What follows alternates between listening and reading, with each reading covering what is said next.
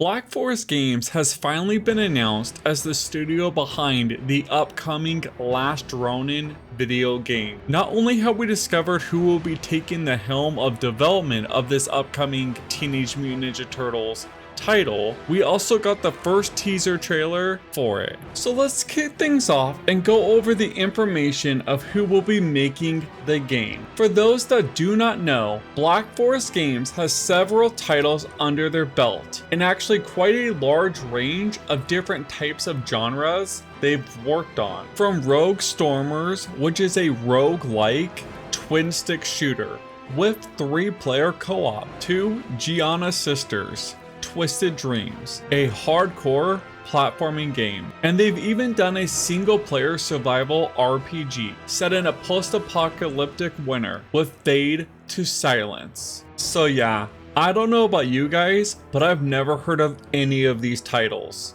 And so far, this is not looking like a AAA developer. I mean, honestly, outside of Fade to Silence, none of these games looks even close to a high quality video game. That being said, unfortunately, Fade to Silence has the lowest user review score on Metacritic, sitting at a measly 4.7. To make things even worse is that none of these games have that many user reviews to begin with. I mean, Rogue Stormers only has 7 user reviews and Gianna Sisters has 62. I mean, Fade to Silence only has 58 reviews. So not only are these games low end on the review score, it's almost like most people never even bothered to review them in the first place, because I don't think any of these ever caught any sort of traction. Remember when Doug Rosen, the senior vice president for games and emerging media at Paramount Global, reported that they found the right partner to deliver the high quality AAA experience they wanted The Last Ronin to be? I guess Black Forest Games was that partner, which is actually pretty surprising to me. Now, I'm sure you've seen a lot of headlines that refer to this studio simply as the guys behind Destroy All Humans remake, as that is their most recent titles they have delivered. So, as you can see, the original Destroy All Humans is basically neck and neck with the reviews of the remastered version, which is what we want to see for any decent remake. Although, if we compare the second games in the series, there is a significant drop in the ratings, at least on Metacritic. However, I do want to point out, if we take a look at Steam reviews, both games are doing quite well. So hopefully this is a good sign that Black Forest has grown in the quality that they put out. Although I do want to point out, I do understand it. There's a difference of making a decent remake for an already decent video game and coming out with something completely new on your own. So let's switch gears from the developer and talk about the teaser trailer. And I thought the teaser was absolutely incredible. And it actually has more than meets the eye to it.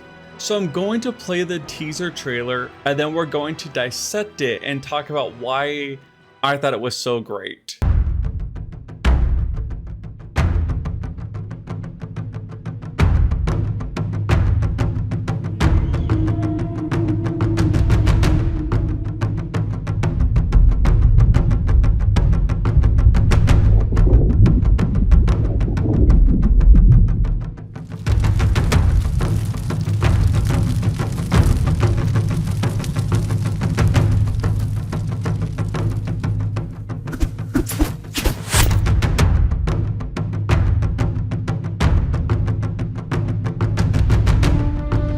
Alright, the vibe was just spot on, and it really felt like a scene right from the comic book, with the candles slowly going out. 4 candles representing the 4 turtles, until only 1 candle is left, representing the Last Ronin. But there's more to it than that. The candles going out played a little scene before completely dying, representing the end of each turtle associated with that candle. So before I continue, I must warn, there is going to be some spoilers ahead. So if you've not read the comic book yet, or you do not know who the Last Ronin is, you may want to click off the video. With the spoiler warning out of the way, let's go and take a deeper dive into this teaser. So as the first candle goes out, we see a turtle mask floating and hear underwater noises, which is fitting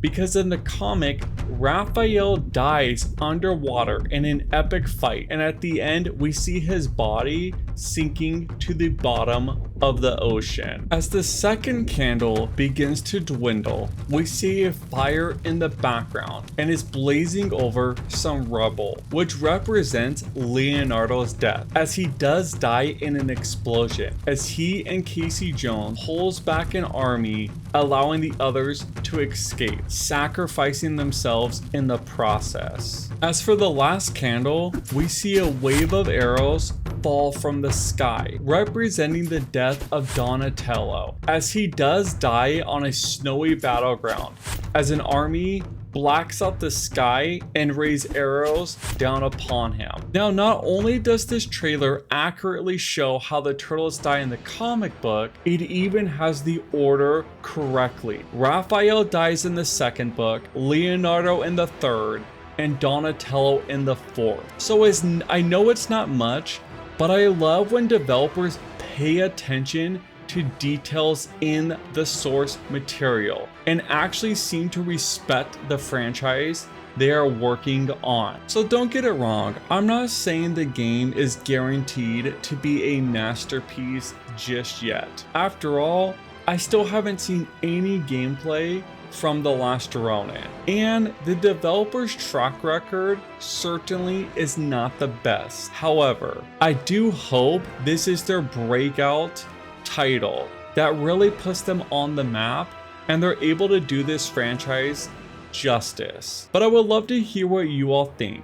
Do you think Black Forest Games has what it takes to develop The Last Ronin? How do you hope the game plays like? And let me know who your favorite turtle is down in the comments below. Also, if you made it this far and did enjoy the video, let me know by dropping a like. And if you are new, please consider subscribing. By the way, if you would like to know more about the backstory of the Last Ronin comic book and how I would like the video game to play like, you could check out this video. As for me, I got a ton of work to do, so I'm gonna get back to the grind and I will catch y'all next time. Peace.